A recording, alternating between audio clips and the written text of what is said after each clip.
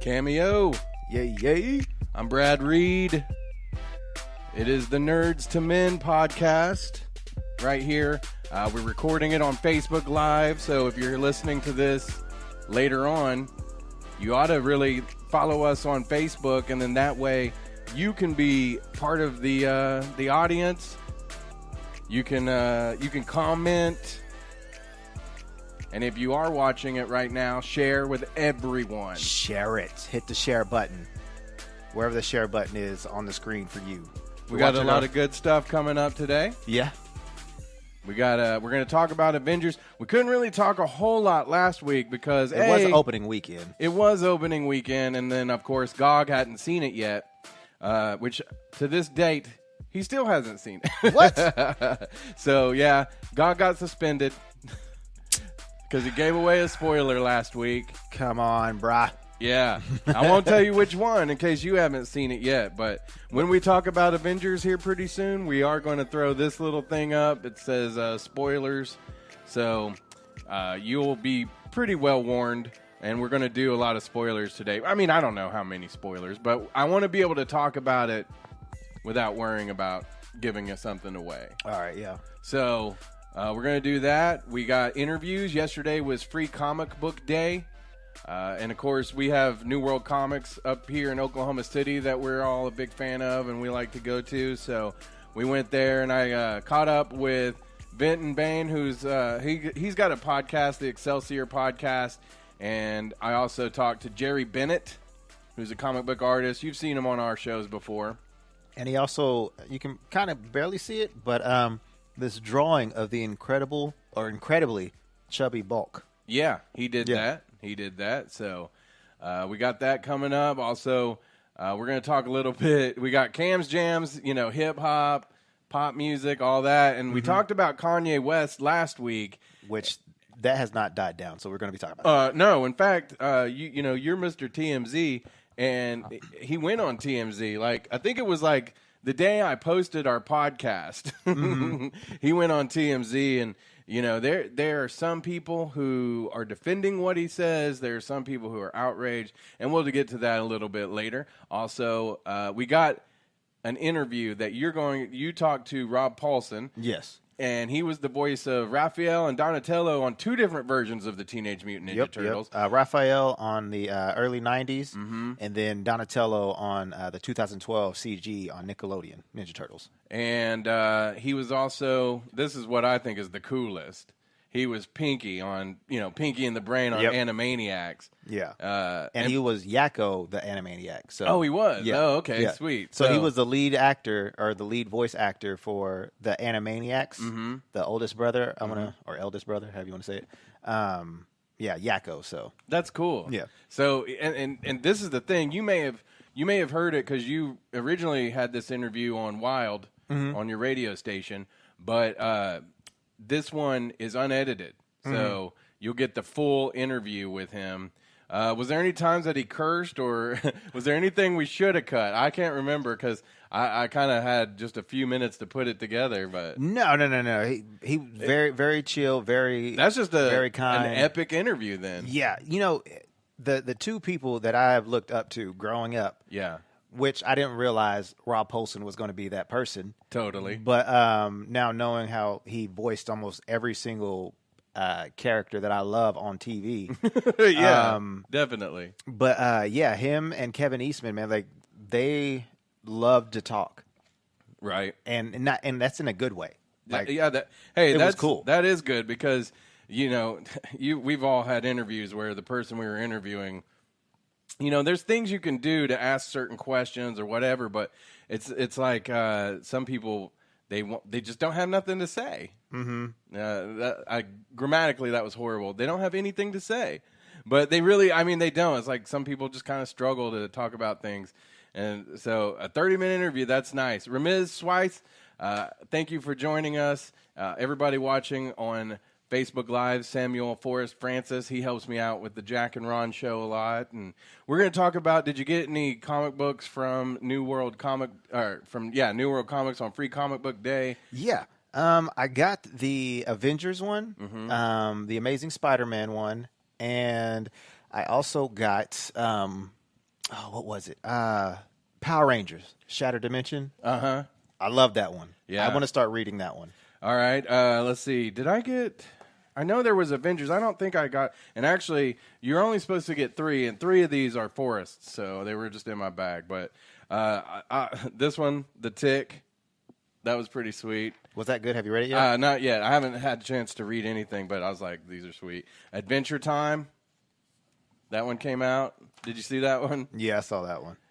Here's one that I thought you would probably dig.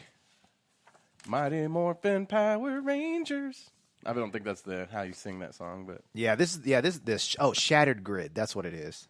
That was pretty good. Bob's Burgers, and I don't know. I'm not sure if that one's. Could a kid read this one, or because the show's kind of grown up, right? Yeah.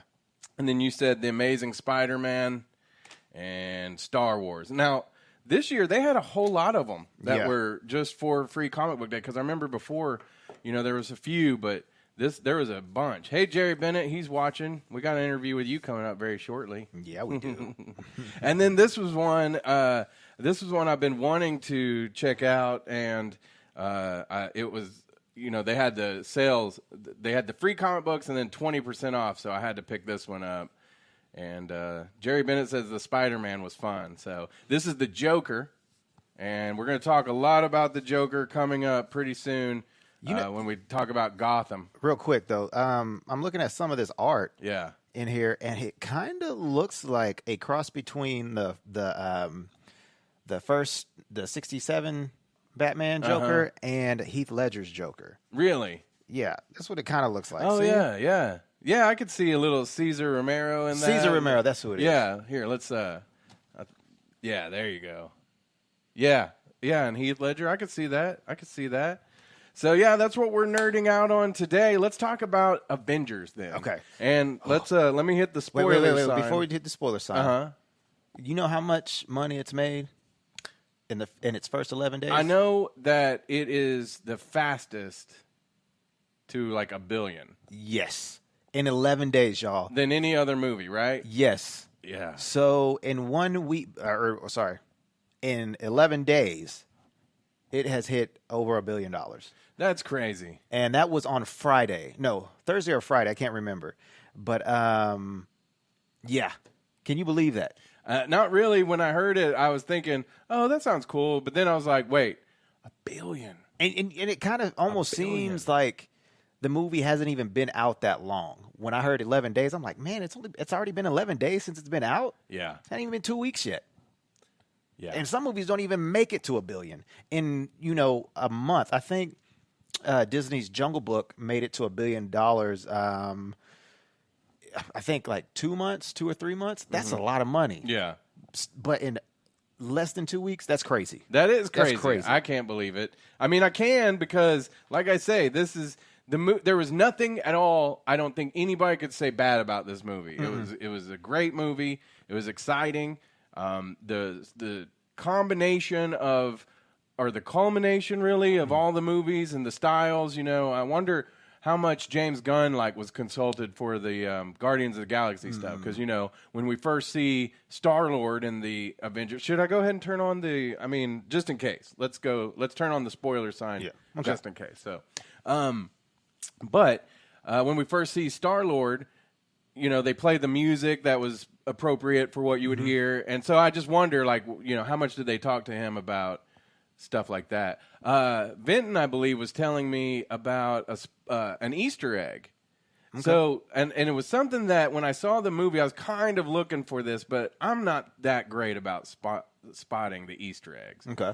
But I was kind of curious because, in Civil War, the guys who directed this, they had something to do with the show Arrested Development. Right. I know they were either producers or directors, something like that. They used the stair ladder for the plane or whatever? No, they used the in the show, the Blooms have an airplane stair truck. Oh, okay.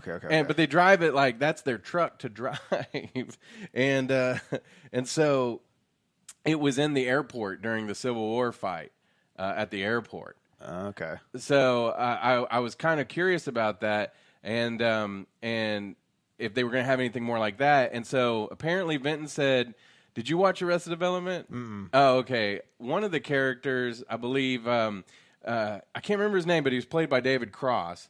And he was like the never nude. He always wore the jean shorts. But he also wanted to be one of the Blue Men group. Oh, I heard about that Easter egg, yeah. And so I guess he's laying in one of those tubes. Because that's what I was like, maybe we'll see Howard the Duck or something like that. And I couldn't spot, but he said he's in one of the tubes. Oh, okay. So that's pretty funny. Jerry Bennett says that Gunn was a producer on this movie too. So, and that makes sense that they would give producing credits to some of these guys because they need their input. Right. I would think. But yeah, man, like I said, with Avengers, I really liked how the things that I loved about Thor Ragnarok and Guardians of the Galaxy and all the other movies, like you saw little bits of that in this movie. Yeah, and I think it was, I can't remember if it was, I don't think it was Rolling Stone.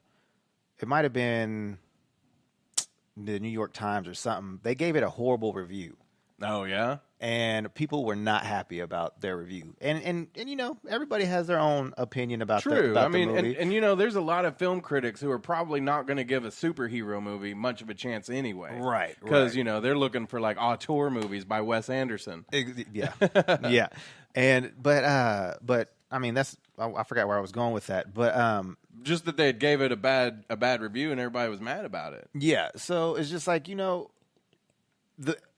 because they were saying that it was like too much stuff going on, which technically there was, but hey, the title says Infinity War. Yeah. So, I mean, it's a war. A lot of stuff is going to be going on. Yeah. But it wasn't to the point where, and I'm going to throw DC under the bus here for a second. Yeah. So Batman versus Superman. I'm going to go back to that. Too much stuff going on for no reason at all. Right.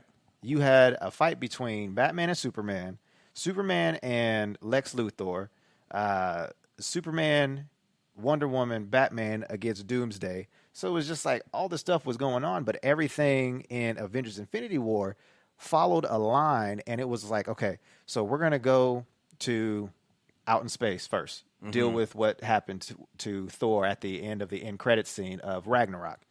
Boom. Okay, we got that storyline set. Okay, well, what connected with the space? Hulk to New York City to the Doctor Strange's house. Right. Then, okay, boom. We go to, I forgot, was it the Guardians? Yeah. Yeah. I'm pretty sure it was, yeah. It was the Guardians. Okay, what connected with the Guardians? Thor. Right. Bam, right. hit the windshield. And then, and so forth. If you've seen the movie, you know how it all played out. But it was, every scene had a beginning, middle, and end. Right. And that's where I think Batman versus Superman kind of got messed up, because it didn't have a beginning, middle, end. It was, each scene was like, okay, here's this, and here's this. But see, I have less of a problem with Batman versus Superman than I do Justice League. Because to me, again, I know I've said this a lot, but Batman versus Superman, there was a great Batman movie inside of that. But with Justice League, that one was like just all over the place. Yeah. Or even like, I think we kind of mentioned this before with the X-Men Apocalypse.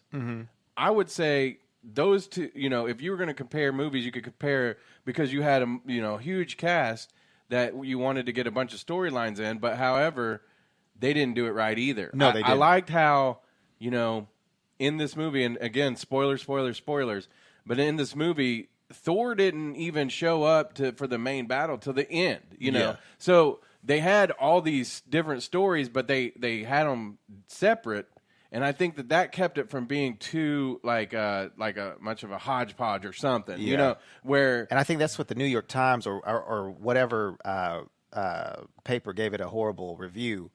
But yeah, like I thought, like every scene kind of could have been, an end credit scene of a Marvel movie, because that's how quick, to me anyway, that's how quick the scenes were going, and it was just like, oh, okay, cool. So everything is wrapping up, tying in together, and it kind of reminded me of the season finale of, oh my lord, the dude Walter White. Breaking Bad? Yeah. Because you saw how everything, those like short little scenes at the beginning of the show, how they all tied in together. That's how I kind of felt like, Avengers: Infinity War was. Like every little scene had a, beginning, middle, end, a tie into the next scene, middle, end, tied to the next scene, and so forth.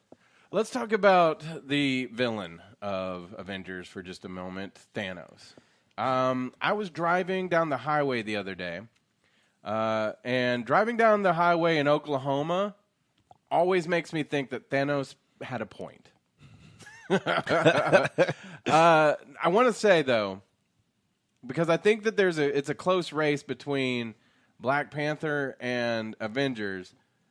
I almost think, though, that Thanos is the best villain that they have had so far, and that's by not a long shot compared to Black Panther, but a long shot compared to everyone that's come before. I mean, there were some good villains in there, but Thanos, you really kind of, and same thing with Black Panther, you really kind of almost see where Thanos is coming from.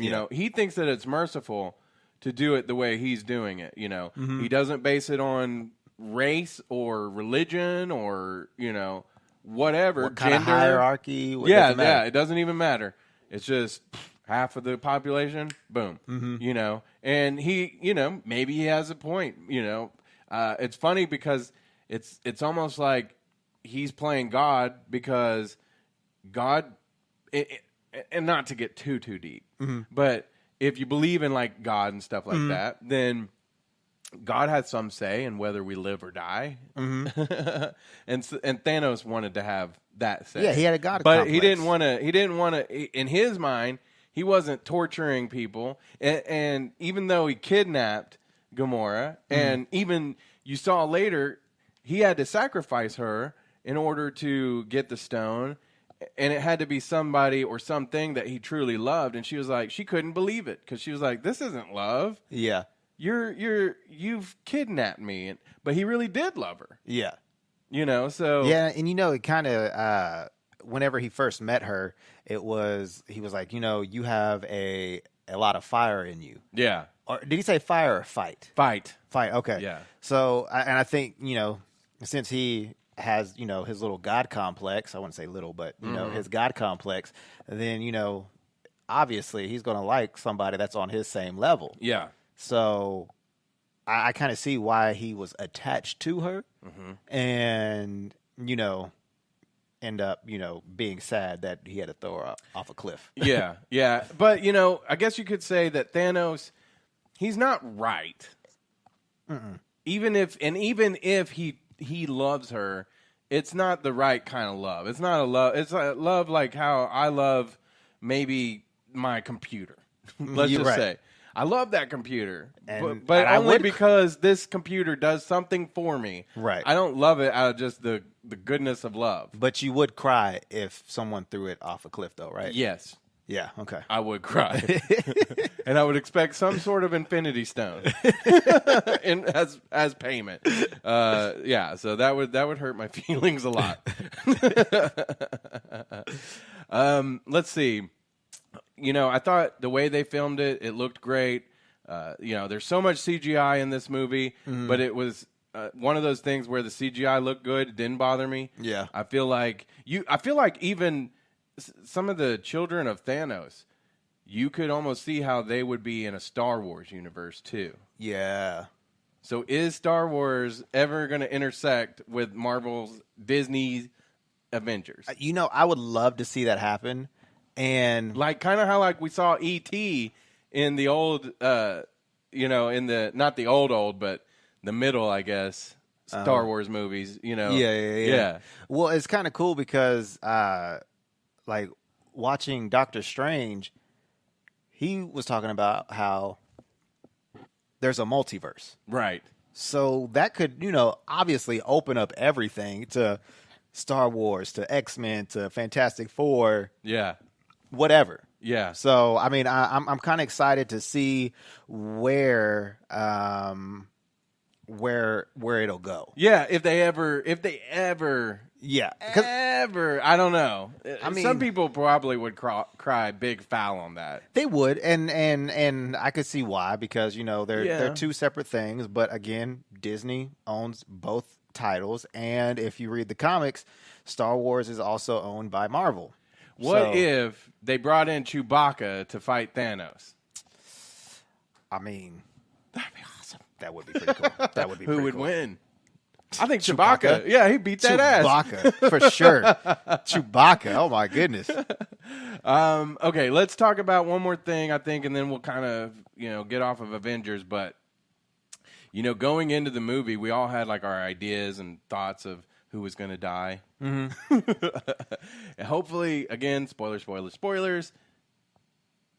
Man, I was totally shocked. And I think they did it perfectly because we had no idea. Yeah, and I know it happens a certain way in the book. Yeah. But man. Well, and you also got to look at it too. Everybody was coming out with their theories. Now, I kind of want to know if they did a couple of takes of different scenes, because if you see in the movie, several people withered away. Mm-hmm. Now, I wonder if that there was like a first cut. Was, a certain amount of people, maybe one, maybe two, did they all pass away? Or was it that, none of them passed away, but the ones that didn't pass away in the original film, if the other ones did? Right. So, they swap. Right. So, I kind of want to know, what all was... Yeah. If anything was changed or made changes too, because everybody was coming out, oh, I know who's going to die. Yeah. Well, and I mentioned, we're going to play this pretty quick. I talked to Vinton too about how much of the comic book did go along with the movie. Because even just reading it, because I did start to read Infinity Gauntlet the other day, now that I've seen it. And there was some things right off the bat that I was like, oh, that was in the movie, but it was a different character. And so... Yeah, we'll get to that here in just pretty quick, actually. But and there's another thing too. One of my friends posted. Actually, it was Christine. She posted a picture of. It was in the trailer. You know how you saw Hulk running, Black Panther, Okoye, Captain America, Winter Soldier, War Machine, all them running down the plane, right? Mm-hmm. Well, that wasn't in the movie. And I think the way that they did their trailers for this movie gave away absolutely nothing. Yes. That was amazing. That's what I love. I do a podcast about Westworld called Jest World. And we've been talking a little bit about that with this season because they released a trailer. The first one, I believe, came out at Super Bowl weekend or around there anyway. And then they had the Super Bowl trailer. But... they had a lot of cool scenes in that trailer, but then you saw them in the first couple of episodes because we've only had 2 episodes so far. And one of the things I was telling Chip was these scenes would have been so impactful had I not seen them in the trailer. Yeah. But Avengers was great about that. And I'm almost thinking about swearing off trailers from now on because Westworld, like I say, that's the show that you want to be surprised because it's such a mystery. And there wasn't a lot of mystery with Avengers other than who was going to die, and they blew our minds. Yeah, they did. And speaking of trailers and giving away too much stuff away from the movie, there's a new movie coming out called Tag. It has Dave Helms, Jeremy Renner, I think John Hamm, the guy that dated Jess or Zooey Deschanel in New Girl, he's in it. Hannibal Buress is in it. And it's these group of friends that have played tag for the past 30, 35 years. Yeah. And yeah. Have you seen it? I've seen the previews. Okay. Yeah. Well, Jeremy Renner is the only guy that has never been tagged ever. Yes. And it's a true story. Yeah, it's a true story. But every scene in that or in that trailer, I think is in what could be possibly in the movie. But those were if there's any more funnier scenes than that, then I'm just oh, this movie, you have to go check out the trailer for that. It's hilarious. Speaking to Jeremy Renner, I was reading something online maybe this morning or yesterday saying. A lot of people are speculating because he didn't show up as Hawkeye that they're gonna when he does show up, he'll be Ronin.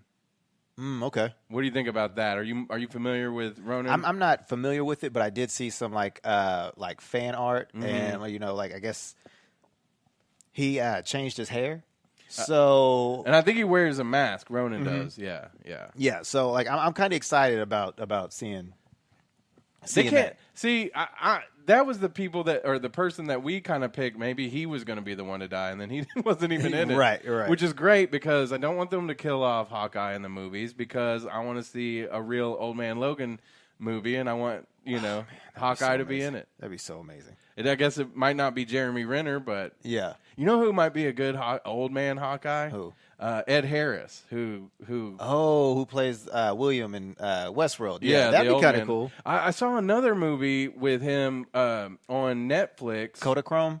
Yes. That's a pretty good movie. Jason Sudeikis? Yeah. I Jason want to watch Sudeikis. it. I could not remember his name for the longest. I wanted to watch it because I love those guys, but it looked like it was kind of like, it wasn't going to be funny. It looked like it was going to kind of a melancholy type movie. And to tie in Kodachrome with Avengers, Elizabeth Olsen is in the movie. That's right. Yeah. She's in a movie with Josh Brolin, who plays Thanos. It's called Oh Boy. Have you seen that? I haven't seen that. It was a remake. I can't remember if it was Korean or Asian somehow. I don't remember which country in Japanese or What? Old Boy was the name of it. Country for no country. Oh yeah, no. But they were in it. But yeah, I won't tell you too much about it. It's a good movie, but there's kind of like some cringeworthy stuff that goes on. Okay. So let's do our segment called Plugged In with Brad Reed. I call it Plugged In, like hey, I'm plugged into the local stuff that's going on. This week I went to Free Comic Book Day, as did you. It's just we had to go at 2 different times. Yeah, because work schedule for me. Yeah. Hate work. And so I went and I talked with first I talked with Buck, and I aired that yesterday because we were talking about everything that was going on yesterday, so I didn't want to run it today. But I did run into Benton. He has the Excelsior podcast, and Jerry Bennett, who's a comic book artist, and we kind of talked about the Avengers movies and just a bunch of different stuff. So here's Plugged In featuring Vinton and Jerry. I'm Brad Reed, Nerds to Men. I'm with Vinton, who is my podcast buddy here in Oklahoma City. Tell everybody some of the podcasts that they can find you on. Okay, so I have done a number of podcasts, most notably the Hamilton, the musical podcast, the Read Brave Comics podcast. Currently, I'm only doing the Excelsior Comics podcast, which is where we just critically examine comics for their story and just have a lot of fun, make a lot of jokes. Yeah, I've seen that one's still going, and a lot of people, man, like on Twitter and stuff, they love your podcast. Yeah, they sure do. And that's great. I love it. Hopefully we don't give anything away. We won't do too many spoilers, but I want to ask you about the Avengers movie because I know you've probably seen it for your podcast. Yeah. And have you released a podcast where you've talked about it yet? I have, yeah. On the Excelsior podcast, we released a full episode. Okay, so if you want his full thoughts on it and spoilers and stuff. Oh, yeah. I think 3 minutes without spoilers, and then the rest of it is full-on spoiler. So do that. And where can they follow you? They can follow me on Twitter at FleshEater and for the podcast at ExcelsiorCast. Okay, but anyway, just for what we're doing here, I just kind of want to get your general thoughts on the Avengers movie. Yeah, so I think that they did a really fantastic job this time around. Something they've done with all the Avengers movies so far, but really had to step up their game here because they have so many different varieties of superhero films now in this new phase, and they had to meld all of that together with the humor and the drama and the heaviness and the weightiness of this particular film, and they did such a fantastic job with that, especially with the music and the lighting, just the way that they took all the tones of those different films and made it into one cohesive film. And one of the cool things that they did this time around was really focusing on the villain, which they've had a plague of bad villains in the past. It's been one of the biggest criticisms of the MCU, and here they said, let's just make the movie about the villain and really make him as fleshed out as possible, and I think they really nailed it this time. Yeah, I thought they kind of did a better job with the villain in Black Panther, and I think even more so in this one, because Thanos, I was talking about this earlier, but Thanos is one of you don't agree with what he's doing necessarily, but when you're driving down the road on the highway, you might be like, Thanos was right. yeah, just a little bit. I think the past 3 Marvel movies have been some of the best villains that we've seen. Homecoming, Ragnarok, and Black Panther. And here they're just stepping up their game and making it centralized on Thanos and giving you a bit of his understanding, a bit of the picture from his side of the thing, so you can really understand what he's doing. And it's even a step above, I think, him in the comics, because in the comics he's just trying to impress Lady Death by killing everyone. Here he has a nice motivation that we can all kind of go, oh, but maybe he has a point a little bit. Yeah.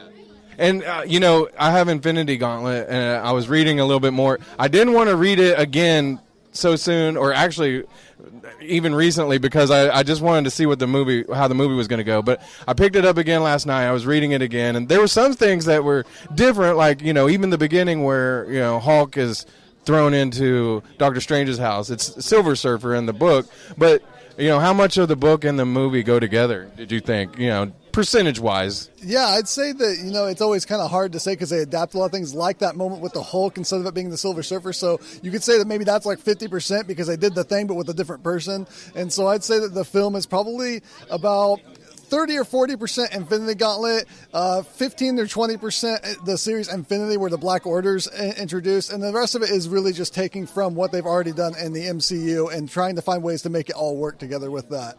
Right on. Okay, any of the comic books here today that you're super excited about? Oh, man.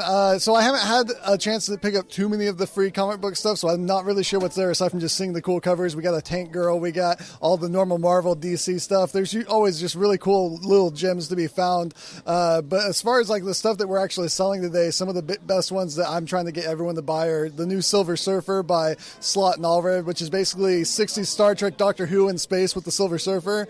And then the new Thor, which is has the female Thor, which is really cool, and all new Wolverine, which is Laura Kinney Wolverine as a legacy title, picking up where Logan left off when he died. I really like that one. That's a really good one. So a good recommendation there. What movie are you most excited about coming out in the near future? Oh man, the next Avengers movie. Definitely. I know we got like 3 or 4 movies, big ones coming out before then, but I can't stop thinking about it now. Yeah. Okay, so there's Deadpool 2 in the near future, Ant-Man and Wasp, and Han Solo. If you had to pick just the one, if you only could go to one, what would it be? Oh, man, I want to say Ant-Man and the Wasp because I'm such a huge Marvel fan, but that latest Solo trailer actually looks really good. It's really surprised me because I didn't think I'd care about this movie, but I do care about it. I do. I'm looking forward to that one the most, I think, as of right now anyway. The cool thing about the Deadpool movie is they're introducing X-Force, and a lot of what I loved about X-Force from the Allred run of X-Force. So I'm really interested to see what they're going to do with that, and that could turn out to be like my sleeper hit of the year because Deadpool's fun for what it is, but it's not like a real serious cool movie that's going to touch my heart a lot. But this one actually I think it's going to reach out to the fanboy in me a lot. Very nice. One more question, because if you've listened to our podcast, Vinton's come on and we've done like a horror movie, sci-fi special. We've had Vinton on for a lot of things, but I want to ask, have you seen any great horror movies lately? Oh, man, have I seen any good, great horror movies? I'm sure I have. I'm kind of drawing a blank, though. What's been the biggest ones that have come out this past So I didn't get to see it yet, but A Quiet Place has been out recently, and that's the one I want to see the most. That's the one I want to see the most, too. I've seen the trailer. I haven't gone out to see that one yet, but I've heard such amazing things. It looks fantastic. I love John Krasinski from The Office, but this is a whole new John Krasinski, and I'm really interested to see what he could do with this. Speaking of comic book things, he was almost Captain America at one time. Really? Yeah, he was trying out for it, and there were some discussions. I don't know how that would have gone, but I'm really loving this new dramatic side of his acting. Very nice. Sounds like a mandate for me and Vinton to go see A Quiet Place. Yeah, definitely. All right. Well, thank you so much. And tell everybody again your podcast, where to follow you, all that good stuff. Yeah, so it's the Excelsior podcast, just like Stanley says in the Marvel Comics. We're on Twitter at ExcelsiorCast. I'm on Twitter at Fleshier. You can find the podcast on iTunes, YouTube, pretty much anywhere, and at commonroomradio.com. Thank you. All right, we're here at Free Comic Book Day with Jerry Bennett. Of course, you probably know Jerry if you listen to the show or you hang out around New World Comics at all. But what's been going on with you lately, man? Oh, man, I've been doing just a bunch of stuff. I just got to do some storyboards for Trolls, DreamWorks. Oh, yeah. Some little stop-motion animated shorts that are being done by a local film team here. And so had fun with that. I just got to do a new comic for the new issue of Oki Comics that just came out. Oh yeah, I've been seeing those. Is that out yet or? Actually, it's in the store now, so you can get it. It's like probably my favorite story I've ever done so far. Okay, so I've seen that. Tell me a little bit about the Oki Comics. What the concept is behind that. Okay, well, Jeff Provine, he's a writer and he's a teacher at OU. Right. He had this vision for doing a Gazette-type magazine, ads-driven, that contains Oklahoma-centric stories done exclusively by Oklahoma writers and artists. That's pretty cool. So Yeah. what was yours about? Well, the first one actually was a cool, weird Western involving dinosaurs. And then this one is called Oklahoma Kaiju. And I'll just let you be surprised. I like it, but it's based on Oklahoma, I guess, but it's Yeah, no. It's like there's like lore and urban legends, and there's some like based on true life stories too. So like in fact he just was telling me about a lot of great nonfiction stories, based on real experiences and real happenings, and so it's just all over the gamut. And you're out here doing some sketches and stuff for people. Yep. We as soon as we opened, we're doing free sketches for everybody. It's a crazy line right now, but yeah, I'll be here till 3:00 doing more free sketches for everybody. Okay, sweet. So you won't be here till 9 a.m. in the morning, is what you're telling me. Yeah, that whole 24-hour drawing thing doesn't work out. That would get exhausting, wouldn't it? Well, if you don't mind a zombie drawing your stuff, yeah. So, but right now, I guess the kids or whoever comes up and they give you an idea of what you want. They want, character and. Yeah, they just tell me. Had a friend ask for like Deadpool offering condolences for someone who had surgery in the hospital for real, and so I did like a bouquet of knives and dynamite and guns. That's awesome. Yeah, That's awesome. Maybe he should be doing condolences for the Marvel Avengers. You know what I mean? Spoilers. Well, I think there should be condolences for the DC universe, obviously. Ooh, burn. So have you been keeping up with all the DC Rebirth and stuff? I a little bit. Now that one of my favorite writers went over to DC, I'm going to be reading a lot more Superman now. So Who was it? Brian Michael Bendis, he was legendary at Marvel, and now he's working his chops over there at DC, and so I'm so excited for that. That's cool. So are you still doing like weren't you doing some stuff through Marvel and Star Wars and stuff like that? Yeah. In fact, I'm working on sketch cards, like the original blank sketch cards that will be randomly inserted into trading card packs, the original art. So it's really fun. So I've done some X-Men trading card sets, Star Wars, Walking Dead, Outlander, if you can believe that. And now I'm working on another Marvel set. And so, yeah, it's been a lot of fun. Well, you got a big, huge line over here, so we'll let you get back to that. But tell everybody how they can follow you and keep up to date with everything that's going on with you. Absolutely. Well, Instagram is the one where I'm really posting, and that is artist Jerry Bennett with 2 T's. And then, of course, I have a Twitter, Comic Book Jer, and a Facebook fan page, which is basically just the Instagram that's posting to Facebook. So you spell artist with 2 T's? Bad. Jerry Bennett with 2 T's. All right, thank you, man. We really appreciate it. Thank you. What's this? Is this money? It's Slid gum. me some money. You need gum. Yeah. I just Great. Say it Thanks. Out loud. I think the man who needed it got it. Stop it. Thanks, Jerry. Thank you. Oh, I love Jerry Bennett. Jerry is awesome. He man. is awesome. Jerry, if people didn't know, I mean, people who listen to the show probably do, but Jerry and me used to be roommates, and we went to church together back in the day. Jerry's just you could tell by the gray in his beard compared to the gray in mine. He's a little older. But, like, I always looked up to Jerry. I always thought he was the coolest dude. And, he wanted to be an artist and a comic book artist way back then. And to be honest, I didn't know if he'd ever do it because I just never knew anybody who, like, became a comic book artist or even did anything like that. Yeah. And so I thought, good luck with that, And he's actually done it. Yeah, He's done a lot of stuff. Yeah, I was messing with him when I saw him that morning, and I was like, man, I haven't seen you in forever. Yeah. And he was like, yeah. And I was like, you're all big time now. Like, you don't have time for us small folks anymore. Yeah. But Jerry, he is big time though. No, Jerry is awesome though. He's actually doing a commission for me, and a Ninja Turtles. No. I saw one. Go to his Instagram because I saw one that he posted, and it looked really, really good. He said, Jerry, I was wondering if he was still tuned in. Jerry said, "Love you guys," and the gray was from being your roommate, and he ain't lying. Jerry told me that you did some bad things. So Randy Danks, thank you for tuning in. Emmanuel Rivera, the Punisher, aka El Punisher. El Punisher. Thank you. And I got to say that the Plugged In was brought to you by our friends at Cadell and Company. They are fourth generation builders. They've been doing construction, like commercial construction, for the last 20 years, and now they're doing residential construction here in Oklahoma City. They've got a showroom down in Norman, and if you go to their Facebook page, if you're watching this, I've got it posted up here at the top of the screen.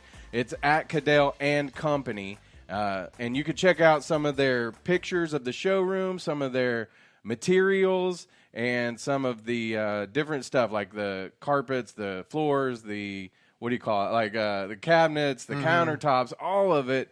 And they've done all kinds of stuff down at the Norman OU campus, and you should check it all out at Cadell and Company. Give them a call, 405-928-5026. And here's the biggest part. If you mention Nerds to Men, you get 10% off the materials. So Cadell and Company. All right. Cameo, what do we got coming up next? Oh, snap. Oh, Donald Glover. Yeah. Okay, so, here's the deal. We can talk about this because you probably know enough about Donald Glover to have this conversation, but he was on Saturday Night Live last night, and I know you didn't get to watch it yet, but, man, he was amazing. He was hilarious. Mm-hmm. His music was really good. His performance was off the chart. So he was a musical guest, too? Yeah. Okay, it was hosted by Donald Glover, and the musical guest was Childish Gambino, which tell me, because I thought he was not doing Childish Gambino anymore. That's just what, like, he's not going to be making any more music, supposedly. Mm-hmm. That was, like, a rumor back, I think, last year. Oh, okay. And I can't remember what the reason why he wasn't going to do music anymore, but I'm pretty sure if they asked him to, like, do a few songs at I don't know, a show or something, he'll probably do it. Right. So check that out on Saturday Night Live because he was great. One of the things he was talking about was the fact that he had auditioned for Saturday Night Live at least 2 times. Mm-hmm. And now he comes back and he's the host. And there's a few things that stuck out to me about that, which is, I'm sure if I were to try out for Saturday Night Live and get denied twice, I'd probably feel pretty bad about myself. Mm-hmm. But he didn't. No. He's doing all these shows. He's got a Emmy for Atlanta. Is it an Emmy? Atlanta, yeah. Okay. So that's why he's they asked him everywhere doing all kinds of stuff. Yeah, he's in movies. He was in Spider-Man. Yep. He just had a little part there, but you see him in a lot of stuff now, and I think probably if he had got on Saturday Night Live, he might not be able to do all this stuff. Right. He might not be able to make the music and do all the stuff because he'd be doing Saturday Night Live. So it may have even worked out best for him. So it's kind of a lesson on how sometimes if things don't go right, think about this. I don't know. One of my dreams was always to be on Saturday Night Live. Mm-hmm. I don't know if I'd rather host it or be on it. But host it. Yeah, because if you host it, you just got to show up for a week. Yeah. Have a great time, do it, and then you go on about your business. Yeah, because I heard that being on SNL, if you're a regular on the show, it's like hard work. Oh yeah, definitely. Like you got to come up with sketches like every single week, and sometimes they might not even get picked. Yeah, and if you don't, how long do you get to stay on there? Right, and we've seen how many people. And it all depends too, because the host.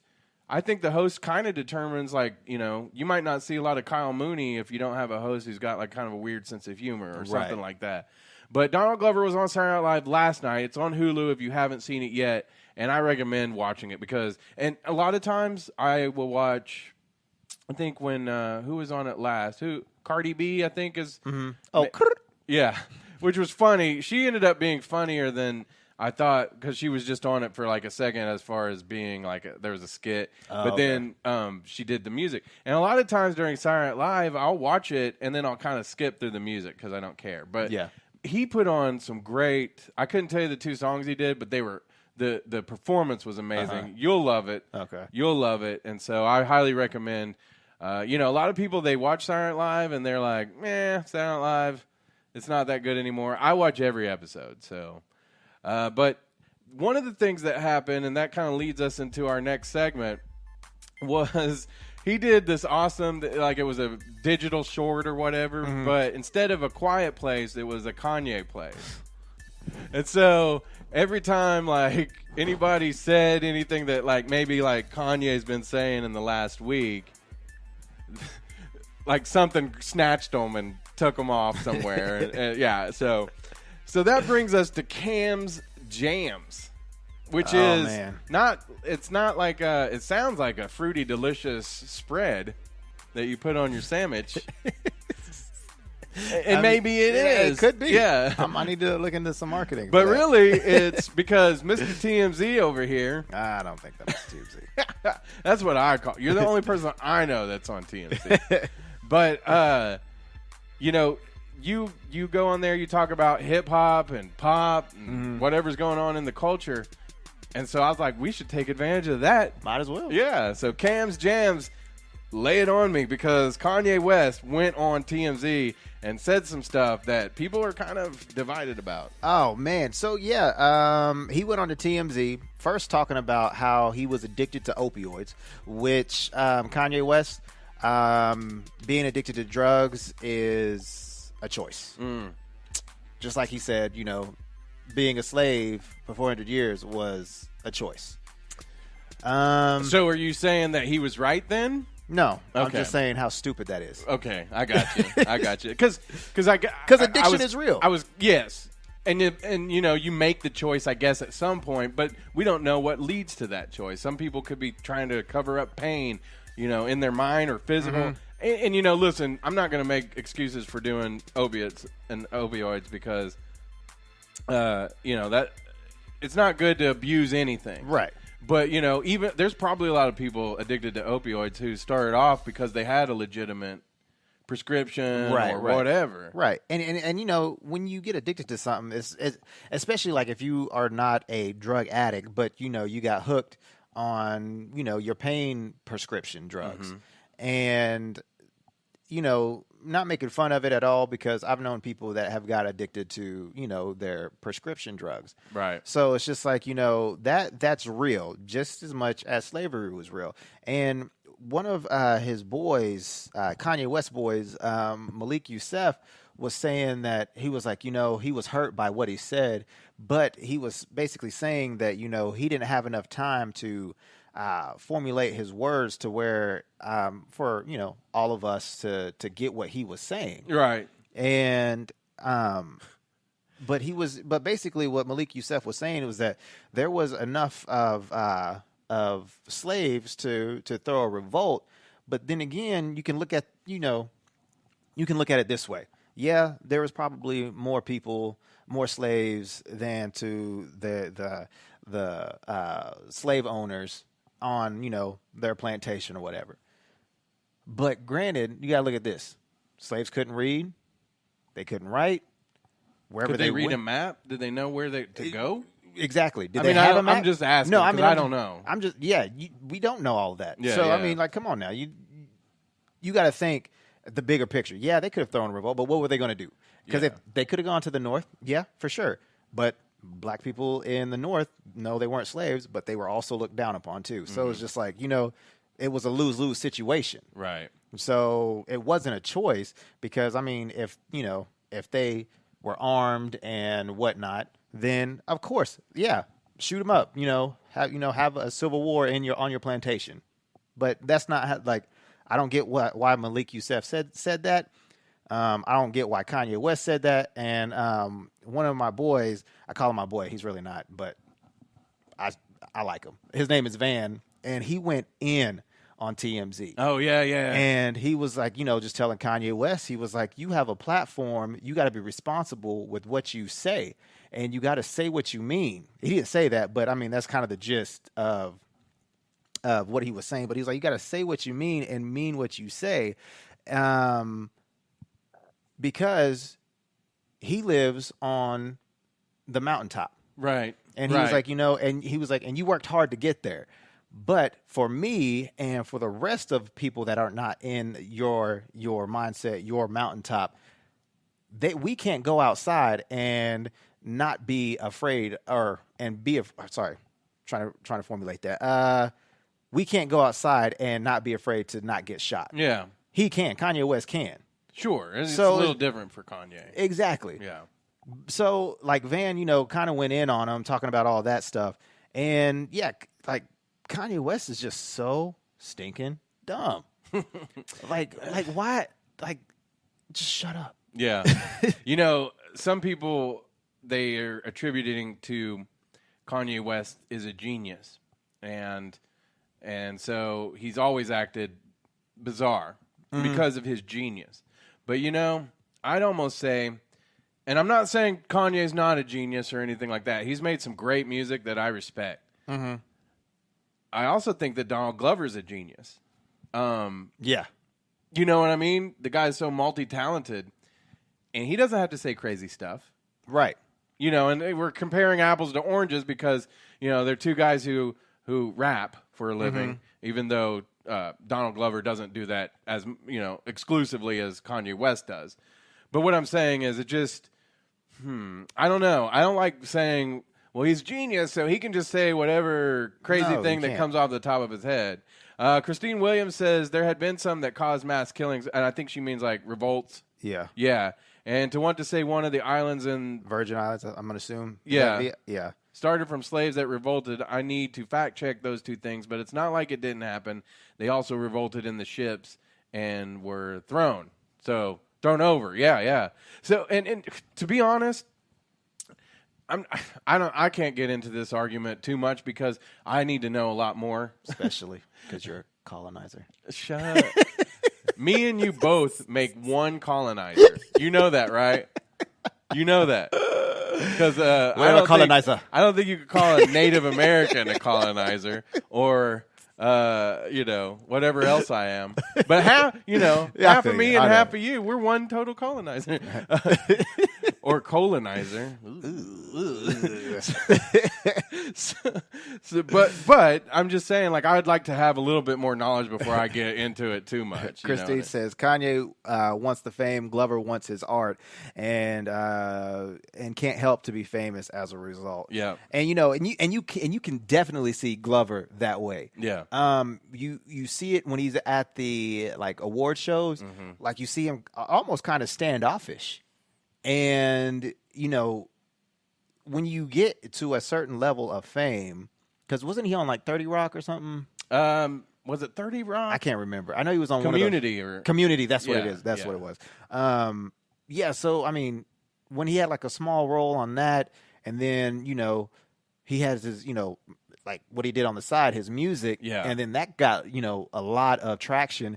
Then, obviously this didn't happen. Spider-Man came along and, his show came along and all this stuff. So it's just he wasn't here to, to mess around with the fame. Yeah, he got it, but because he was so successful in his art. And what I was going to say too, back to that it was a choice thing. I don't think anybody chooses or wants to be a slave, for one. Right. But people in power use abuse and institutionalize people. Right. To where they don't know that they have an option, or they don't know what choices they do have. You want to take that spoilers off? I just realized. Oh. All of this has been spoilers.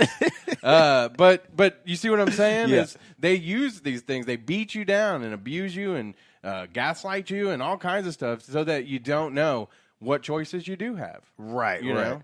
And and again, going back to like the whole revolt thing, you can't, when you don't have, if you leave, like, okay, like what Christine said, you know, they revolted on the ships. If you didn't have enough people with that revolt and you didn't have those guns, of course you're going to be thrown over the over the boat. Like, Yeah. And what you going to do? Oh, Killmonger? You want to be thrown in the water? Yeah. Well, okay. Yeah. No. No, I'm good. Yeah. But see, I mean, yeah, everybody has a choice to do something, do good, do wrong, do right, do bad, whatever. But I mean, in the end of it all, I mean, everybody has a choice. But you know, some things weren't a choice, like slavery. Right. It was just like, Right. okay, this is what you're doing. Either you do it or you're dead. Yeah. And Christine says, Kanye has said in his music for years that he wants to be recognized. I just think we didn't realize at what cost he wanted it. So, I mean, she thinks that Kanye is just saying stuff to get attention. Is that where you feel he's coming from? Or do you think that he's nuts? Oh, I think both. Both. Yeah. Because, you know, even when I think, I forgot what show, or it might even been on TMZ still, like after the whole interview thing, he was like, you know, somebody asked him, were you upset about that? Yeah. You know, because, you know, you got, you know, ridiculed about that. And he was like, no. He was like, I loved it. Yeah. He was like, it caused talk. Yeah. And that's what I wanted. Yeah. So obviously he loves this negative attention because, you know, it doesn't matter what kind of attention it is. If you got good or bad, you're still getting the attention. Right. And that's what he wants. And I think also, there's another thing too. There's a guy that he's working with, some artists. He does performance art. And people are thinking that's what Kanye West is doing. Oh. That this is one big performance art piece. See, but then they would go back to saying he's such a genius. No, because some of my friends and even Christine was talking about, you know, I'm thinking about throwing away all my Kanye West albums. Yeah. And, Yeah. you know, I can see if you felt that you know, I had to get rid of some betrayed of my by what he's saying. I had to get rid of some of my Kanye West songs off on my phone. I don't know. You can't tell me nothing. Right? I mean, like I say, there was a time where I really liked Kanye. Yeah. All right, let's get into Gotham real Okay. quick because you didn't see the last episode, so No. we're just going to kind of cruise through this unless we get some commenters going. Because I kind of thought that with it being just me and you for the show, this might be a quicker show, and we've been on an hour, so at least an hour total live on the Facebook. But with Gotham, we got to see the transition of the Jerome Joker and the Jeremiah Joker. Jeremiah played everyone. It was awesome. So, let me turn the spoilers back on. Spoilers for Gotham.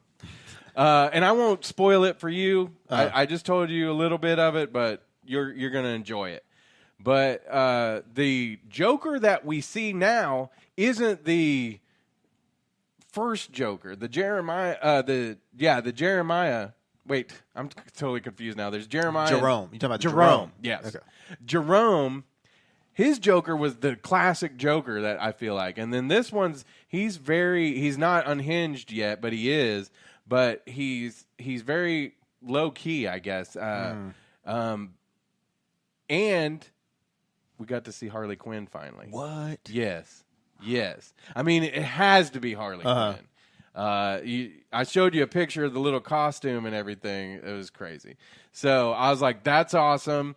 I don't know that I like the Jeremiah Joker yet, but I do think that it's only a matter of time before he melds with the Jerome Joker and we get kind of more of the Joker. But I do want to ask you, do you know how many episodes are left in the season? Because there's not many. I think 2, right? there should be 1 or 2 left. Yeah. Because I think the one that Brian McKenzie directed was, I think, 2 or 3 weeks ago. Brian McKenzie, he's Jim Gordon? Jim Gordon, yeah. It's Brian, Ben McKenzie. Ben McKenzie. Yeah. Sorry, I'm thinking of Brian Michael Bendis from when Yeah, and you knew Jeremy. that right away, so Yeah. you must be a fan of him when Jerry Man. mentioned that.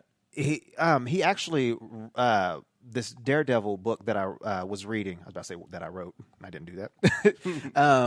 And he wrote the comic book that I forgot. It was like Man Without Fear or something like that. But yeah, that was a good read. But yeah, yeah, I think that was like episode 18. So I think that was 2 or 3 episodes ago. And I think each season has like 22, 23 episodes. Oh, okay. So unless, this is the last one, maybe they might go a little I bit want more, to say but maybe GOG had said a couple of episodes back that there was 3 after it came back. And so it just came back. It was off for like a week or 2. But, oh, okay. So I think that there might, we'll have to look it up. But honestly, this whole storyline has been the best thing that Gotham has done yet. My buddy Jeff Roughface was asking me, where do I start? I was like, man, maybe watch a few episodes from season 1 and the end of season 2 with Jerome. But this season, and especially the episodes that Cameron Monaghan has been there as Jerome or Jeremiah, the best parts of the whole series. I guess that there's news. There's news with Gotham that they did renew for next year. Oh, sweet. I think that's what I heard. Okay. So I'm happy about that. Do you think David Mazouz returns as Bruce Wayne? Because I think not. If he does, I hope he beefs up. Here's the deal, though. I was watching this episode, and there was parts where he's standing just right next to Jeremiah. He looks so young compared to everyone else. He does look like a little baby. I don't know if they have him standing on stuff or if he did get taller. Because he's 17 now, I think, or something like that. Because I know him and my son are around the same age. Okay. But, man, he still looks like a little baby compared to everybody else, and I feel like they can't legitimately go that much further with, a little kid actor. And I say little kid. He's not, and I don't mean any offense to him, but he's not. He doesn't look like he stacks up against everyone else. Right. So that's Gotham. We'll get into it a little more next week. Get caught up. I'll watch it. on the episodes. I think that's the only episode I haven't watched yet. So yeah. So good, really good stuff. Again, Cadell and Company. They are our friends out of Norman, Oklahoma. They're on Facebook at Cadell and Company. You can call them at 928-5026, 928-5026. If you are like us, you watch all of the home improvement shows and you have a home, this is the time where your home prices are going up. They can make all those ideas that you're getting watching those shows into a reality. And if you mention our podcast, you get 10% off the materials like the flooring, the wood floors, the tiles, the cabinets, the countertops, all that. Cool. Cadell and Company. And, again, give them a call, 405-928-5026. So before we get out of here, we got just a couple more things that I want to get to. I posted this on our Facebook page, right? And I'm going to read the responses real quick. But I posted a meme that says, make a song or name a song that makes you cry every time you hear it. And, of course, that's Jensen Ackles from Supernatural. So if you're a Supernatural fan, I wrote, Carry On Wayward Son, duh. Because if you watch Supernatural, every time they get to the season finale, they play Carry On Wayward Son. So you know it's the end of the season, and you might be like, wah. So here we go. Lakeisha Haywood said, Aerosmith, Don't Want to Miss a Thing. That's pretty good. That's pretty good, yeah. Was it off of Armageddon? Armageddon. Okay. Kayla Howerton Bartell said, Cole Swindle, You Should Be Here, or Boys to Men on Bended Knee. Anything Boys to Men. Yeah. We're the nerds to men, so we like that. Mike Ipong, you're homeboy. Boys to Men, One Sweet Day. Oh, man. One of my favorite. Play it on your morning show on Wild and dedicate it to us. That one Boys to Men, off of the Soul Food soundtrack. Was it Mama? Was it? Yeah. Boys to Men's Mama. Mine, Boys to Men, is it Yesterday that they did? Yesterday, yeah. Yesterday. Yeah. All my troubles seem so far away. This got real awkward. You got to harmonize with me. No, I'm good. The cover of the Beatles song. Yeah. Mara Deering, she's one of the sweet people that work at Cadell and Company. Oh, sweet. She's his sister, Corey, my buddy, his sister-in-law, because it's all family-owned and operated down there. Oh, nice. Yeah, she works in the showroom. She said, Been Loving You Too Long, Otis Redding. Ooh, I like that. And Simple Man by Leonard Skinner.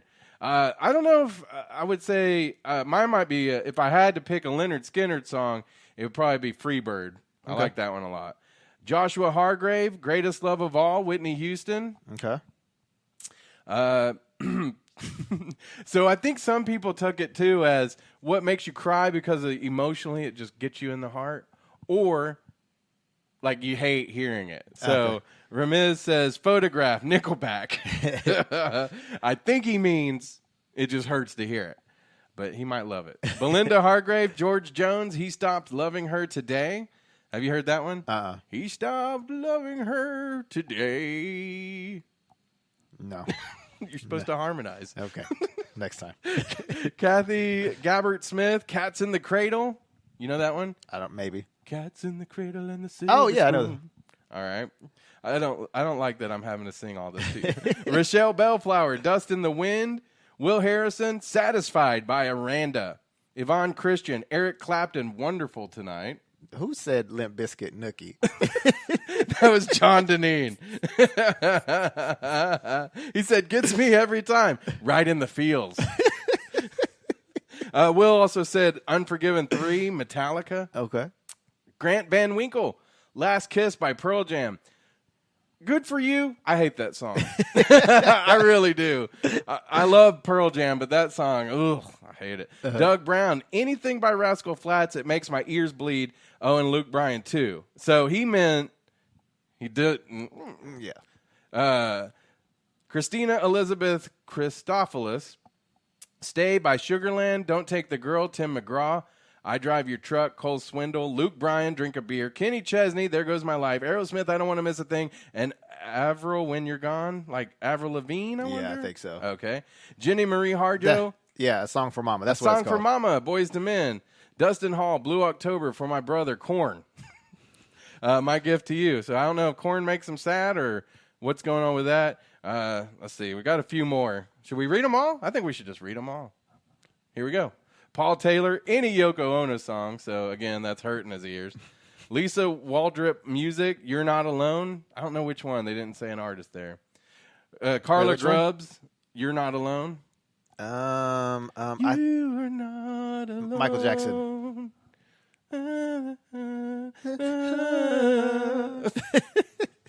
I harmonize with you. Yeah.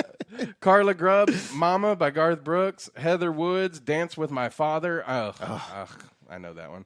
Does that one get you, though? Because you got a daughter. You know what song that gets me? I would play Dance with My Father, but I have sons, so that'd be weird. We don't go to any daddy-son dances. I'm done with you. What's that one song? Butterfly Kisses. Oh, at yeah. the bedtime. Man, that gets me every time. Does it? Every time. Does it? Well, little white flowers all up in her hair. I'll let you read this one. Turkel. I don't know how to say his last name. Yeah. Let's see if we can even show that. I don't think we can. Yeah. That's a different language, and I don't even want to butcher it. Lincoln Jimenez. I hope I said that right. Never Seen a Man Cry, Scarface. Chuck Sheridan, Enya, Only Time. Emil Rahaminko, Who Knew by Pink. Pink's coming here. Yep. Ken Elliott, Spanish Johnny. Do you know when she's coming here? Jason Munt, Montgomery Gentry, Lucky Man, Dakira Cobb, The House That Built Me, Miranda Lambert, William Marshall, Amazing Grace, always, and Loretta Minor, Go Rest High on the Mountain, Vince Gill. So any that just make you cry every time you hear it. Just like I said, I don't know the artist, but Butterfly Kisses. Oh, yeah, Butterfly Kisses. Yeah. Butterfly Kisses. In the style of buttermilk biscuits. Oh. Yeah. Get out of here. No. I don't know. I don't think I have any that really... There's a few that I love to listen to. What's that one song? See You Again? Oh, Daddy. no. I know the one. What's that? Oh, man. It's called When I Get to Heaven. Oh, man. Here, let me look this up real quick because people deserve to hear They got to know this? Yeah. Because, I mean, to be honest, it's probably one of those. I know we played it at, I think, my grandfather's funeral, but it's one of those songs you probably hear at a lot of funerals, and it's a country song. But it talks about like how he's going to see his grandfather again, and let's see. Man, this is a terrible segment because I came in not knowing This guy over here. Yeah. Or when I get to where I'm going. That's what it's called. Facebook Live, everybody. What? Do you know? Do you know how to type? I'm trying to do it too fast. Is that Brad Paisley? Yeah. Brad Paisley. That one will give you. Really? Yeah, that'll give you tears. Okay, that's gonna play an ad. Is it? Yeah, ad 15 seconds. Oh well, we won't mess with it then. But yeah, check that one out sometime, or I'll play it for you after the show. Okay. Because you'll be getting all choked up. All right, that is the end of the show. Believe it or not, Cameo. What? It went by so quick. We are going to, before me and you are probably going to not come back onto the screen. Okay. But we are going to play his interview just a few minutes from now with Rob Paulsen, who was he was the voice of Raph and Donatello on Teenage Mutant Ninja Turtles. And then he was also Pinky, among other things, on Pinky and the Brain. And, of course, you guys have a great week, great rest of your weekend, and we'll leave you with the Nerds to Men comic relief. The whole crowd band together and started chanting, "We want our money back. We want our money back." I said, "Oh, I snapped out of it. Good people of Detroit, hear me. Hear me now. You will never get your money back." I said, "I'm like Evel Knievel. I get paid for the attempt." Hey, Rob, how you doing? This is Cameo. I'm fine, Cameo. Thank you very much for taking the time to chat with me, my friend. I really appreciate it. Oh, no, I appreciate it. I just got to say that you were the staple of my childhood because your voice is so recognizable. And now going back from actually reading up on you, it's just like, whoa, you've been in everything. Well, I have, I've been pretty lucky, man. I think, let's just say, don't tell anybody, but I fooled them for 30-plus years. And it sure beats the hell out of working for a living. You know what I mean? It's just, it's a remarkably great way to make a living, to be able to get up every morning and go to work with people with whom you would choose to spend your free time, and you do something that you would essentially do for free, and then nice people pay you to do it. It's sort of won the lottery of life, and I do not take it for granted. I can promise you that. Well, that's amazing. What made you decide to get in voice acting? Actually, the opportunity. It wasn't anything that I had sort of predetermined. I came to L.A. Oh my God! Well, hey, I'm old. That's the way it goes. It beats the alternative, getting older, right? So I came to L.A. in 1978. Next year it'll be 40 years, and I came ostensibly to do live action, which I was doing. I was primarily a singer who became an actor, and spent a lot of time on the road doing live theater. Pardon me, and moved to L.A. and I was doing the typical TV, movie, commercial stuff. And one thing that young actors, young performers learn pretty quickly when you come to L.A. and New York is that there are a million average-looking white kids like me with SAG cards. And some of them are really talented, and some of them are not, but they fit the suit and they get a job, and sometimes they're lucky, and it just happens. So in my case, I was going through the typical machinations of being a young actor, and I finally stumbled upon the opportunity to read for animation, and it wasn't like I had sought it out. I was a big fan of cartoons like pretty much everybody, and the opportunity was just too good to pass up, and I couldn't afford to pass it up. I just wanted to work. So one thing led to another, and when it became very clear that, as I've mentioned before, referencing the fact that there are many, many people who look like me out here, when that was no longer a concern and people hired me to do things with my voice that they would never consider before on camera, it was all about, oh man, this is the gig. They let me sing. They let me sing in character. They let me create my own stuff. I could play bad guys, good guys, happy guys, sad guys, monsters, you name it. It was just like being in a giant sandbox. And then I got to work with many legends who have ultimately passed away, Jonathan Winters and Gene Foray and Mel Blanc. And, oh, my God, it was just forget it. So now I'm in a position where still at the other end of my life, nobody cares what I look like still. It's fantastic. Cameo is just incredible. That's amazing. And I know you've played like a wide range of characters. One of my favorite shows growing up, we'll get into the Ninja Turtles a little bit later, but was Johnny Quest. Oh, yeah. Mine too. You played Haji.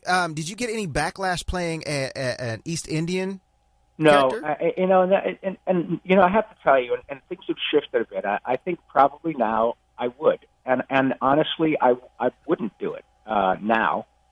Because the culture has shifted, things have changed.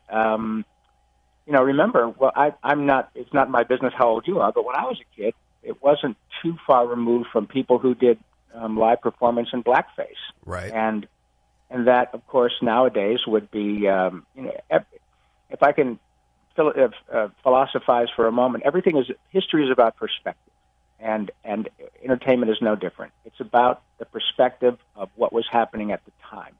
It doesn't make it right or appropriate. It is about the way things were done, in those days. So now, in fact, long before now, I have had opportunities to read for Asian characters, Native American characters, and I pass on every one of them. And most of us do, because there are many, many terrific Native American, Korean, Asian, Japanese, obviously African American actors who are more than capable of doing whatever needs to be done. It's not about color or ethnicity. It's about talent. Right. However, when you have a specific ethnicity, then there are plenty of people to fill those in that who are of that particular native ancestry. So, when I was a kid, I know that Johnny Quest was a huge fan. I was a huge fan of that show in the original version, and Tim Matheson was the original voice of Johnny Quest, and I think there was a kid named Danny Bravo who was the voice of Haji. I believe he was a Canadian actor. I never was able to follow up, but when the second iteration came along, I jumped on it. It never occurred to me one way or the other, nor did it occur to the people hiring me that, gosh, we're hiring a white kid from Flint, Michigan to be the voice of an East Indian boy. And so I did my job. I had a blast, and et cetera. I believe then there was yet another version sometime in the 90s. And if I'm not mistaken, the gentleman who played Haji in that iteration was of, I believe, Southeast Asian, or rather Indian ancestry, or perhaps something, maybe Bangladeshi or something. I'm not really sure. But in my case, it was never an issue on either side of the equation. I have to say now the circumstances and the historical perspective has changed, and there are plenty of people to do whatever we need to do. And I just wouldn't do it. I would say, hey man, I know 4 or 5 guys that can do this, and let them do it. Right. They're good. Yeah. Same with natives. It's Native American stuff. So everything has changed. That's an excellent question. I'm so glad you brought that up, because I had no issue doing the job because it was offered to me. Mm-hmm. And it never occurred to me that there would be anything wrong with it one way or the other when I was, whatever it was, 30 years old, 25 years old. Now it's completely different. And the first thing that would come to my mind would be, I know this guy, or Dev Patel. Dev Patel is he's a movie star. Let him do it. That happens all the time. Oh, that's amazing, man. I like your thought process on that too, because I know in Hollywood, I know it's hard. I know voice acting is hard to get into. Acting also, it's just a cutthroat deal, and if you have some people just jump on it, whether they are that nationality or not. Yeah. And so I totally understand, but your philosophy on it was great. I really appreciate that. No, I appreciate it. I appreciate your appreciation. It really, and I have to say, I don't believe that there are many actors who would be much different out here. I think that unless it's very specific and they want, Robert Downey did a movie in which he played a black guy, but he's Robert Downey Jr. and it's a movie. It's a different thing. With respect to this, I would venture to say that pretty much anybody who talked to who's in my position, Billy West or John DiMaggio or Maurice LaMarche or Frank Welker, I believe that virtually all of us would defer to the actors of the appropriate ethnic background. I just think that's the way it should be, and they're available, and times have changed. I got you. Yeah. I also know that you battled cancer. I did. How's that going now? Well, the cancer took a hell of a hit because it's gone. Awesome. Well, congrats on that. Thank you. Yeah, I beat the living daylights. I shouldn't say me, my doctors, and a whole pile of radiation and a whole pile of chemotherapy. But no, man, I don't wish it on anybody. But unfortunately, it's pretty ubiquitous. Everybody knows somebody who has either passed or is battling or will battle cancer. It's just so many ridiculous forms of the disease. In my case, it was throat cancer, which was a bit of a left-hander because of what I do for a living. But honestly, Cam, when I was diagnosed almost 2 years ago, I had a wonderful career and a full life. And even if they had said, "Look, you better get your stuff together because you're done," I got nothing to complain about. Zero. Yeah.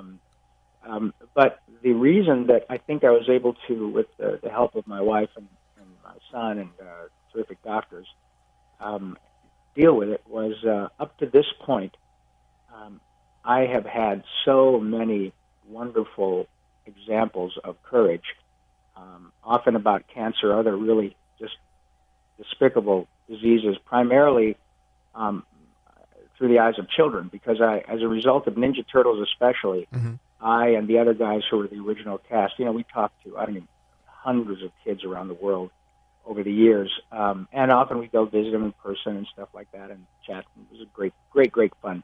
But by the time that I had been diagnosed at my age, I kept in touch with many families whose children had died of cancer, and I was able to see how they dealt with it, and it was utterly heroic. And there are people who do it every single day. Yeah. And they deal with things that are ultimately going to kill whomever it is they're taking care of. Whether it's a grandma or their 8-year-old, and it's impossible to even comprehend what those people go through.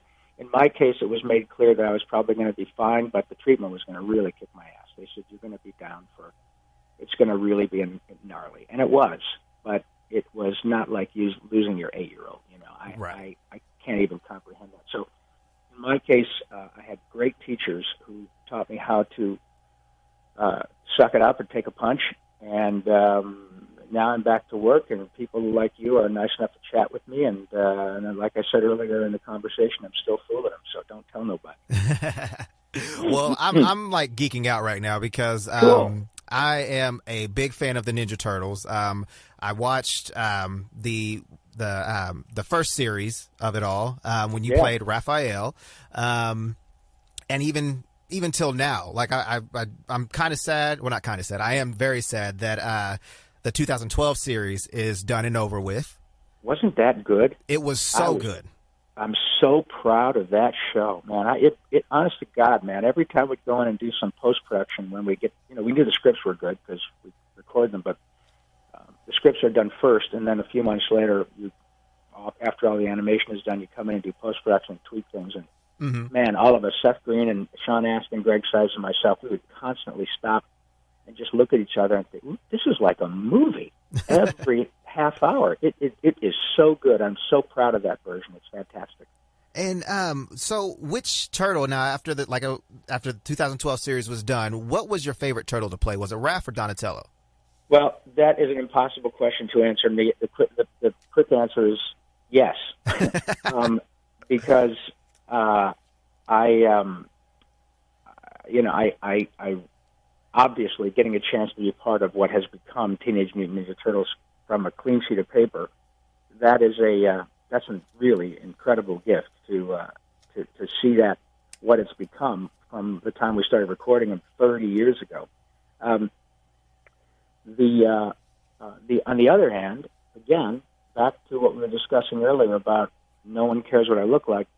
25 years later, I got hired to be another turtle, a different turtle, on a newer show made by people who grew up watching the original one. They're probably about your age.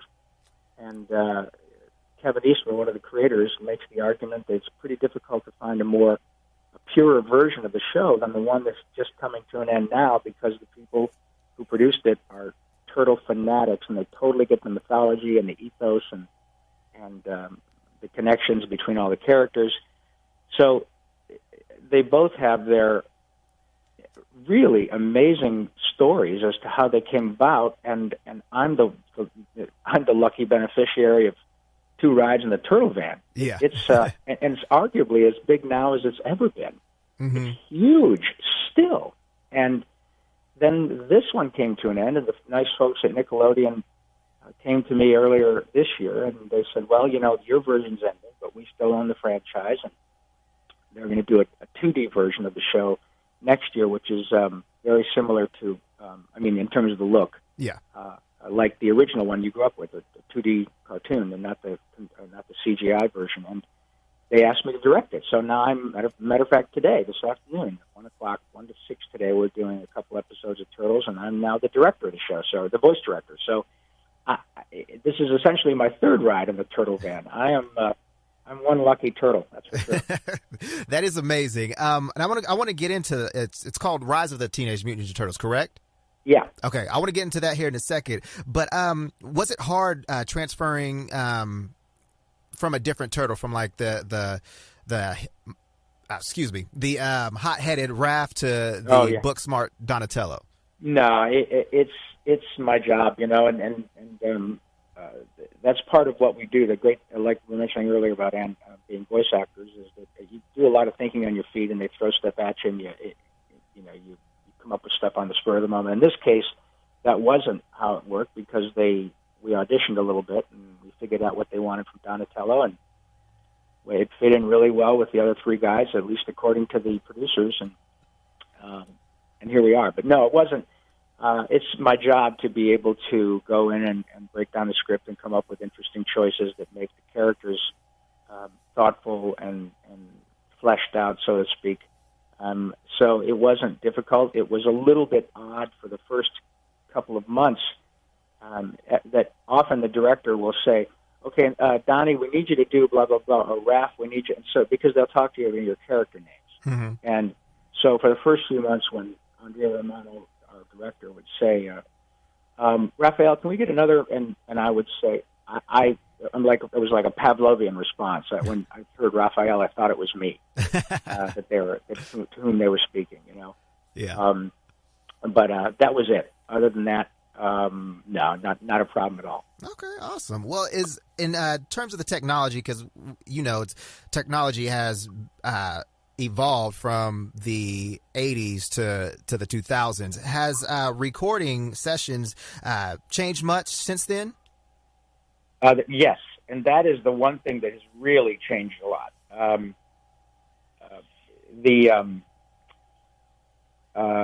People ask me often what has changed, and my process and how my process hasn't changed. How I get work has changed, because we used to audition in front of producers all the time in a booth with people on the other side of the glass who are there to make decisions. And now I pretty much audition by myself, either at home or my agent's office. And I much prefer the old way. I much prefer having people to bounce ideas off of, but that's just the way technology has taken it, because it's so much less expensive than hiring a casting studio to do it. So their agents will send out the audition specs to actors, and they generally do it from home. Now, but the technology, save for the microphones, I'm sure they're better, but the technology in terms of recording and editing, and that's just utterly different. It used to be very simply big tape recorders and lots of tape around people's necks, and they'd be splicing tape and putting it together, and the editing was just like in film, just endless, and very, very hands-on, literally, where you would be touching the film and or the tape. Now everything is obviously all digital. It still requires a great deal of work, but it's all done on the screen and sliding stuff around. And yeah, it's a pretty. I've been around a long time and seen, especially on that end of the equation, incredible changes, and it will only get different. I mean, I'm sure they'll start to take samples of actors and do sort of an artificial intelligence voice Right. acting. I mean, it'll happen. Yeah. It will happen. Hopefully I'll try to keep a little ahead of it and think a little quicker than the machine, but sooner or later they'll probably find a way to replace me with somebody who costs a whole lot less money and is a much better actor. Well, I hope not, because Me too. because I really enjoy your voice acting and everything that you've done. Which brings me to my next question. What is the most challenging character voice that you've done over the years? I think probably The Mask. I was the animated version of The Mask for a couple of years on CBS a while ago, and I got to be Jim Carrey for a whole lot less money. But that was probably the most challenging, because every time that Stanley Ipkiss puts the mask on, of course, he changes into some different character, which is dictated by the circumstances in which Stanley finds himself. Right. So that was a lot of improv and a lot of banging off the walls, and great fun. Challenging only to the extent that it was my job was to keep it interesting and try not to repeat myself and using different characters, and so that was a challenge, because when you look at the movie, it's 2 hours of Stanley Ipkiss and the Mask in a feature. But when you do an animated series, if you're fortunate enough for it to get picked up, it goes for a couple of years. Right. And so if you do 26 or 39 half hours, then you're doing a lot more of that character than was just done in a 2-hour movie. Right.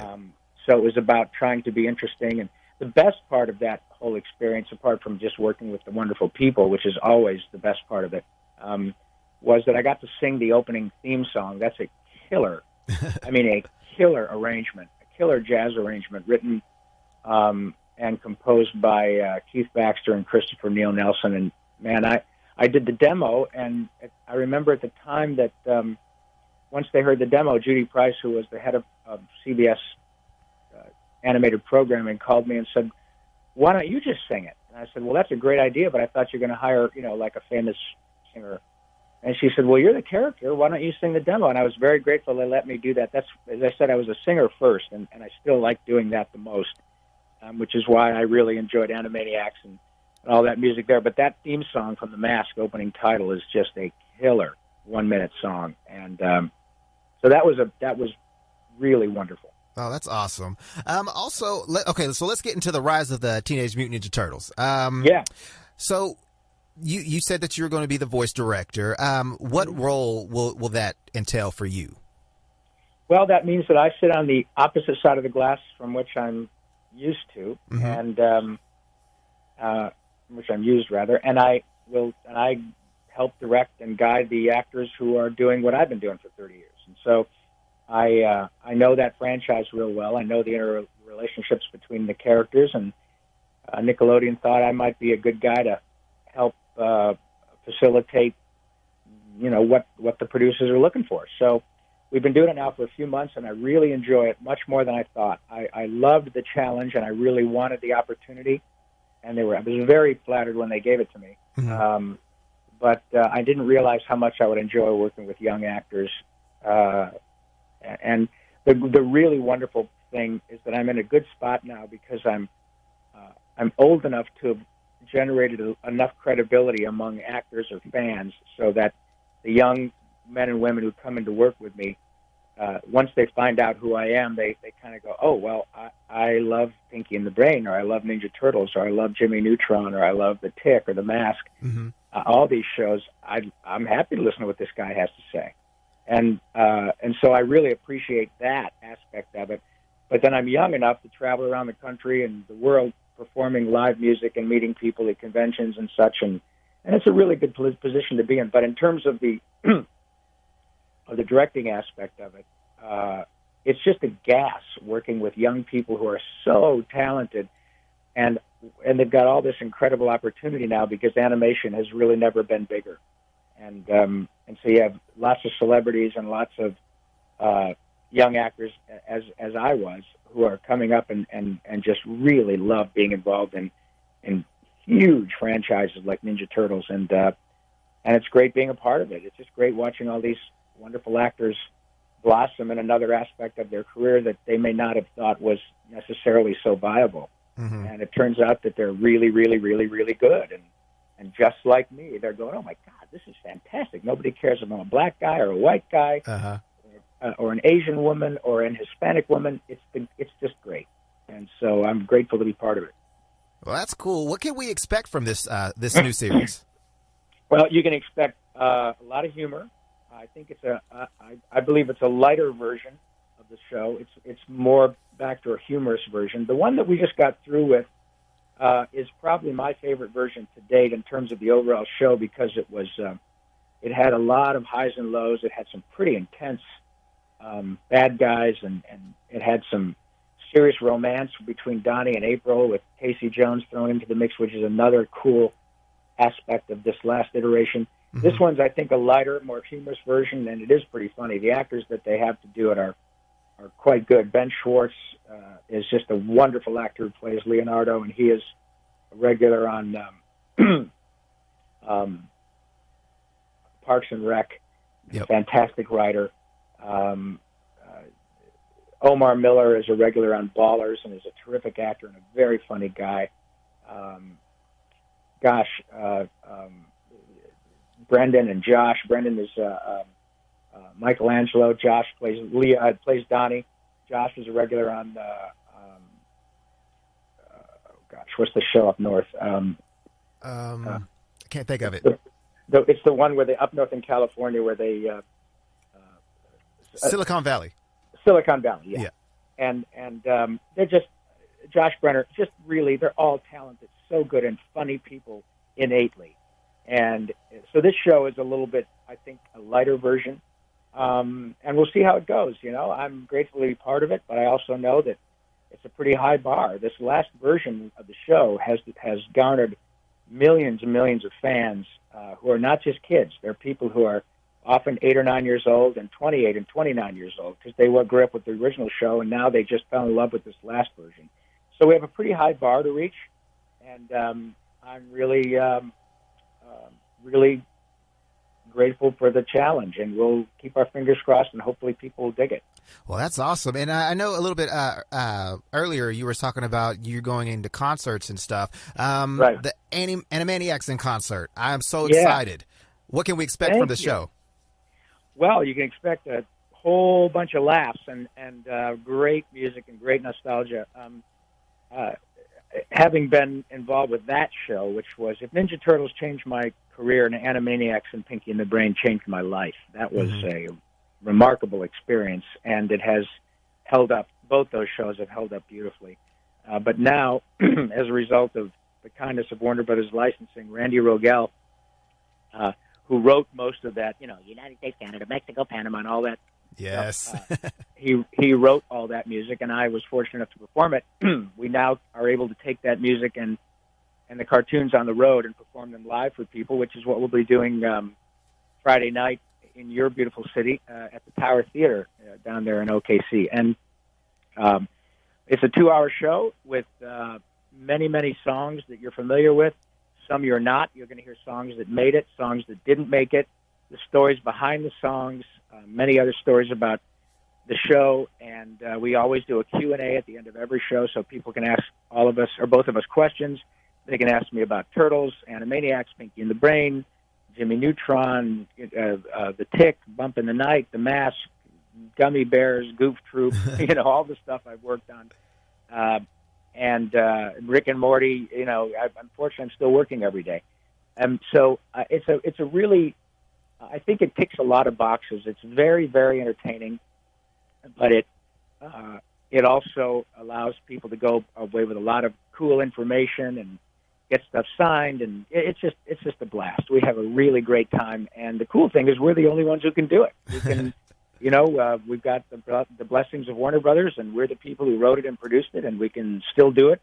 And I argue that we can do it even better because we know it so well now that it's like falling off a log. And it's the only people who have more fun than the audience are Randy and me. It's absolute gas. So if people are remotely interested in animation and happen to like Animaniacs in particular, come on out, because it's a pretty remarkable evening, and everybody does nothing but laugh and smile for a couple hours. It's a gas.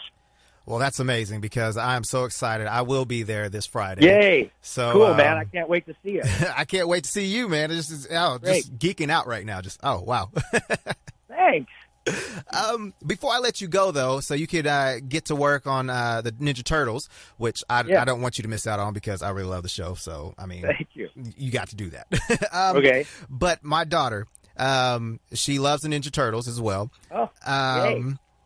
But could you tell her something about, knowledge is power in the Donatello voice? Oh, sure. What's her name? Chloe. Chloe, okay. Hey, Chloe. Chloe, this is Donatello, the Teenage Mutant Ninja Turtles. Firstly, let me tell you something, sweetie. Now, I talked to your daddy, and he said that maybe someday you could come live with us in the sewer. I don't want you to worry about it. It does get a little stinky down there, but by the time that you're old enough to come live with us or maybe come visit us, we'll have it cleaned up. But in the meantime, you have got to do one thing that is so important, and that is learn to read and learn to listen to your teachers, listen to your mom and dad, and listen to the people who can help you gain a lot of knowledge. Because you know what? The most powerful thing in the world is knowledge. So whenever you find yourself thinking, oh, man, I don't need to learn this, just remember, knowledge is power. And then maybe you could be the fifth turtle.